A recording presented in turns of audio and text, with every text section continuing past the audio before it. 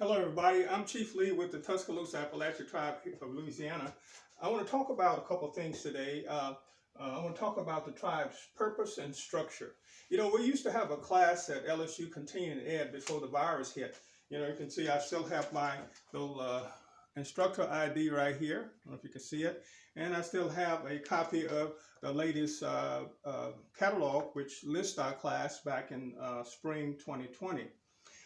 But the COVID virus kind of ended a lot of that. And so that I see a purpose of really continuing that information because we started this information project in 2015 with the class at LSU and also making some kind of appearances in the neighborhood.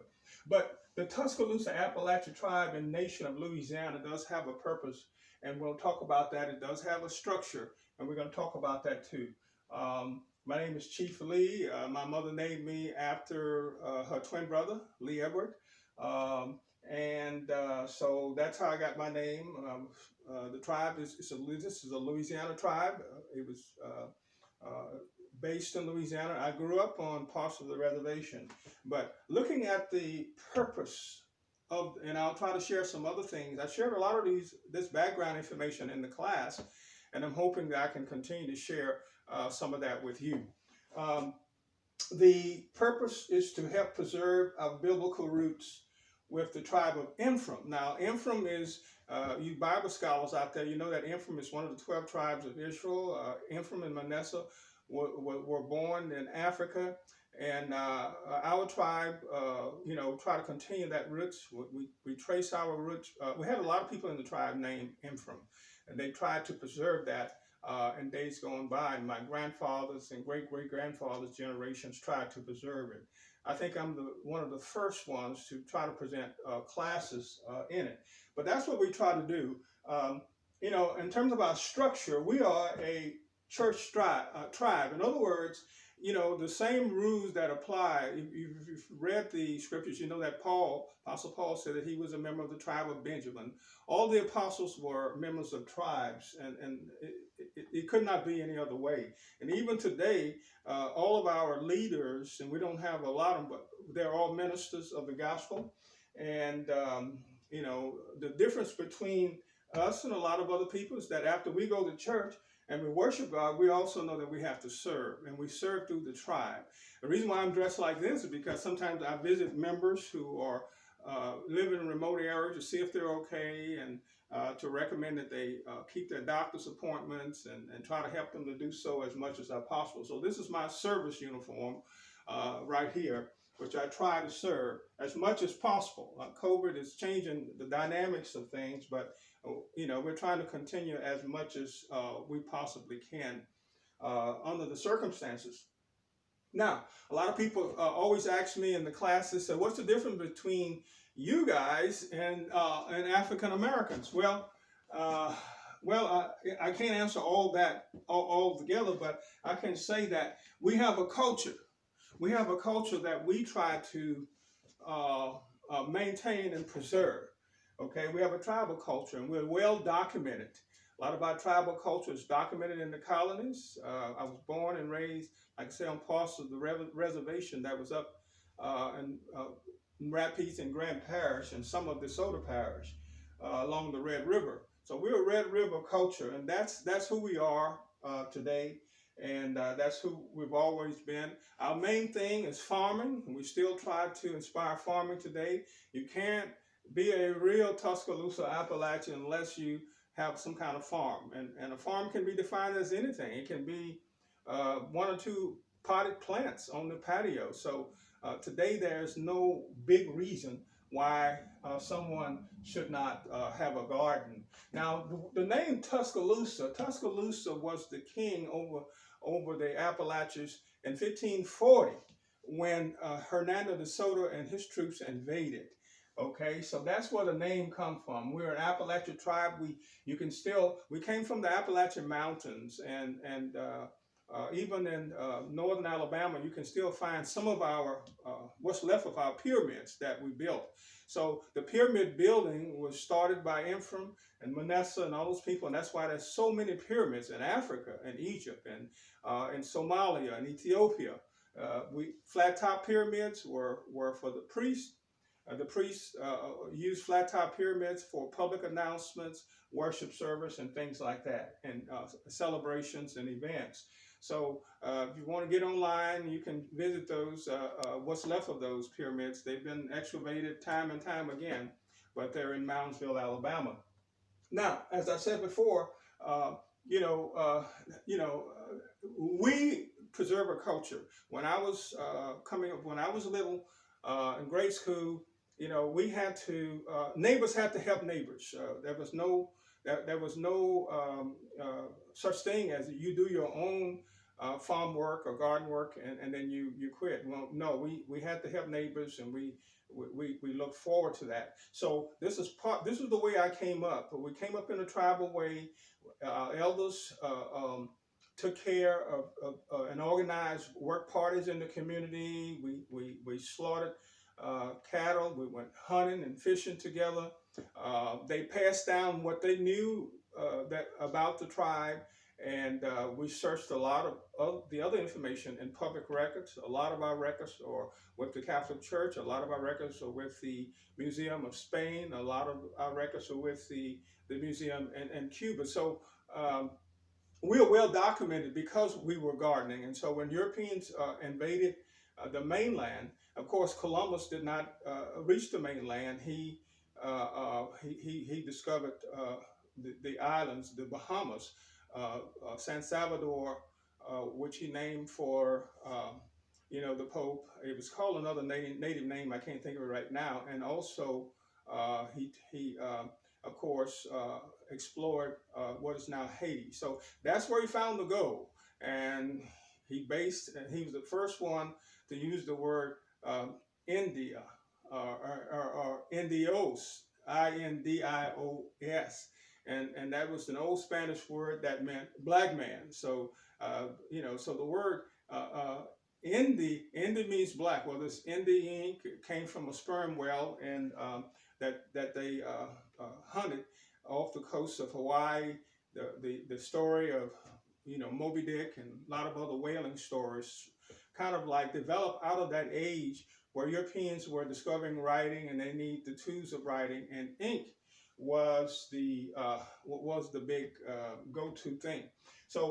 But there's a lot of culture, and there's a lot of information that we try to preserve and contribute to anybody who wants to hear it. I mean, most people in my classes were white Americans. They always encouraged me to tell more of the story and share more of it, and that's what I'm trying to do. We live in times when things are confusing. A lot of people are mistrustful. A lot of people are afraid, and but we are a traditional tribe. Okay, here in Louisiana, just to understand the makeup of the black community here in Louisiana, there are four types of what you'd say black man in Louisiana. You have, of course, us, the traditional native tribes, such as the Tushkalusa Appalachia, but we also have blacks who are Creoles. We have blacks who are Africans. In other words, they come directly from Africa. And then, of course, we have African Americans who descended from slavery. Now, our group, our tribe, we were never in slavery. We operated free all through that. As a matter of fact, we were given jobs on plantations, and we supplied plantations with agricultural products. We are credited for, and this is in records, we helped to establish New Orleans. I mean, in a treaty that some of our elders signed in 1763, we agreed to supply New Orleans, which was a struggling fishing village, with agricultural products, with hunting products to help build up a commerce there and help to build up a food supply that was able to support a growing population at that time. It was just a fishing village. So, and in return, Governor de Klerk and his Secretary of State, it was a trade. So we were awarded about 12,000 acres on the northern rim of the Red River. And so it was a trade that we did a certain thing for the land. We no longer have the land now. I have relatives that live probably, in some parts of it as private owners, but that reservation has been dissolved. It was when America became a colony. They changed it. I mean, the Spanish lost. We got this reservation under the Spanish and under the French, of course. Now, when they lost the war, then there were new laws, new European leaders that came in, and our elders had to deal directly with Indian agents then. So we had Indian agents. Now, under the Spanish and the French, their allies, we deal out, our leaders deal directly with colonial leaders. Like, for example, the commandant of Rapiche Parish and the commandant here of East Baton Rouge. So we deal directly, but that changed under British rule and then later when the Americans won the Revolutionary War. So a lot of our records are um, reported under your late colonial leaders may be skewed. In order to find out our real records, you have to look under um, the original records left by, the church, meaning the Catholic Church, because Hernando de Soto was an explorer, a warlord that was hired by Spain. Okay, that was hired by Spain. Spain sent out different warlords. Now, the class gets in a lot of that, but Spain sent out Hernando de Soto, to explore the southeast. That was Mississippi, Georgia, Florida, and he sent out other. The Spanish government sent out other warlords to explore the southwest. Maybe some of the tribes over there hadn't heard of us, and we hadn't heard of them either, because the records kept by southeastern Spanish explorers were sent to different museums, and likewise, Pizarro and some other Spanish warlords in the south west who explored the Yucatan and other places, they had certain areas to report their findings. But nevertheless, we preserve an ancient culture, and we make that contribution to the United States and to America proudly. We don't hold any grudges about anybody. Again, we are a church tribal structure, the same as you would have encountered in the times of David. He was a tribe of Judah, and and then your priests were also tribal members. Okay, and so we try to preserve the culture. We know that we'll never use all the culture that used to be. I mean, we are done and over in terms of our original structure. Mobile was our capital in central Alabama, the original capital. It had a population of over 80,000 inhabitants. The government records show in 1540 when Hernando de Soto invaded. Over 80,000 inhabitants. Now, you should have heard about that in your history books, but these were black people. That's why you didn't hear about them, But, we survived it through the grace of God. We're still trying to survive today. Sometimes, we have people spy on us. I have people spy on me all the time, but through the grace of God, I'm trying to survive, and and with your prayers and everything, we'll continue to do that. But I was raised up digging herbs for people, and that's another part of the class that we've been teaching in the community. And I've been teaching the community not only about the history, but teaching people about the herbal culture, the medicine culture as well. Now that's important, because in the area of the Red River that I grew up in, I mean, when I was just a kid, in the 60s, early 60s, we didn't have even roads. Nobody really owned a car. My mother and father never had driver's license. We never had, and I'm not complaining. It's just the way it was. But we helped one another, and we use a variety of things, including cupping.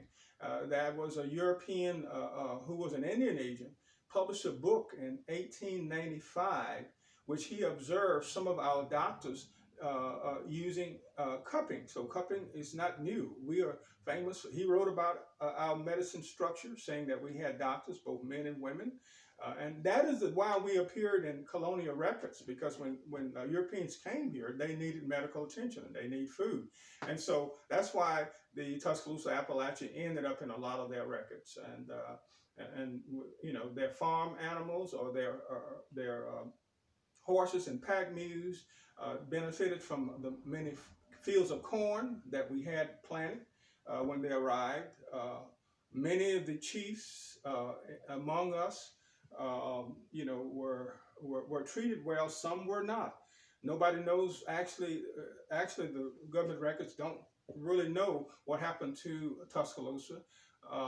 You know, because the capital, Mobile, which now that name is called Mobile, Alabama, but it was spelled differently. Okay, Maubila was some of the original spellings that appeared in government records, but we don't care about the spelling. I mean, even Tuscaloosa, you know, it's spelled different now. We don't argue with little penny things like that. You know, we just accept it. I mean, that, you know, different people, different cultures are going to pronounce your name sometimes differently, and you know, sometimes I might not know how to pronounce certain names myself. So I don't really hold it against anybody else. But I'm hoping that this little information thing will be a help to you. You know, I'll talk more about that. How I was raised up digging herbs. The older people sent me out to dig sassafras, sarsaparilla. Uh, you know, yellow dock, just about everything, and to skin bark off trees. So I learned a lot of that, how to recognize these things by going to gather these things for them. So, but the thing about it, I use not only in my classes, and I don't want to give you the impression that we're just some out of date tribe, because I do use a lot of the modern research from the CDC, the Center for Disease Control, when I'm talking about, you know, some of the diseases like diabetes, heart diseases, and things like that, and also some of the information from the NIH, the National Institute of Health, because, you know, in a class, and this is a university level class, they have a right to, if they want more information, not just listen to my side of it, but just to go and research more of it out for themselves. And that's what the class also promoted. You know, get some more information about the topic, about the medicine culture, about the farming, you know, about the historical records and all that kind of thing. So we have a lot of those records, you know, that we present to the class, and we're hoping that uh, that as time go on, we'll be able to do more live streaming, more YouTube, and share this information, because we don't know when we'll be able to do another live class. We'll just have to take in consideration public announcements, because we have to go by what the CDC advises, what the governor advises in terms of this pandemic that's going on, just like anybody else. And so we are the first in line to do that. So also I mentioned that like most tribes, we're registered with the Secretary of State of Louisiana, and we try to do our best in terms of helping the Baton Rouge community, the Louisiana community, when as much as we can. We have been volunteers with the Baton Rouge Earth Day for about 22 years. We were the first tribe to put up a Native American display of some of our herbs, bows and arrows, and all of that kind of thing.